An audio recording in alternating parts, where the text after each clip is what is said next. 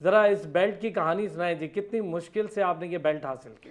बिस्मिल्लाहिर्रहमानिर्रहीम। सबसे पहले तो मैं आपका शुक्रिया अदा करता हूँ कि आपने इतने ख़ास टाइम में हमारे लिए टाइम निकाला। दूसरा, आपने बात की कि हैवी वेट बॉक्सिंग, क्योंकि जब तक व्लादिमीर क्लिचको जो यूक्रेन का से ताल्लुक़ है, वो बॉक्सिंग हैवी वेट में थे, तब से हैवी वेट बॉक्सिंग काफ़ी ज़्यादा डिस्टर्ब हो गई थी, मतलब बोरिंग हो गई थी काफ़ी ज़्यादा, क्योंकि वो नॉन स्टॉप 10 साल से चैम्पियन बन रहे थे।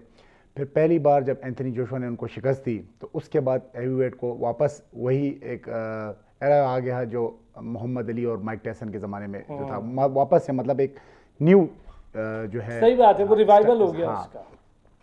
तो मैं तो पाकिस्तान तकरीबन 15 साल मैंने एमेच्योर बॉक्सिंग खेली।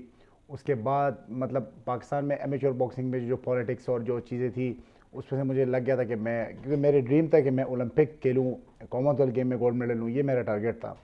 लेकिन जो पाकिस्तान में जो बॉक्सिंग की जो एमेच्योर बॉक्सिंग की जो जो सिचुएशन थी, मुझे उससे ये ऐसा नहीं लग रहा था कि मैं शायद ओलंपिक क्वालिफाई करूंगा या कॉमनवेल्थ में जो है, क्योंकि मैं 2-3 बार मैं कॉमनवेल्थ गेम कैम्प में भी था, लेकिन मुझे वो फिर फाइनल एंड टाइम में मुझे नहीं भेजा करते थे।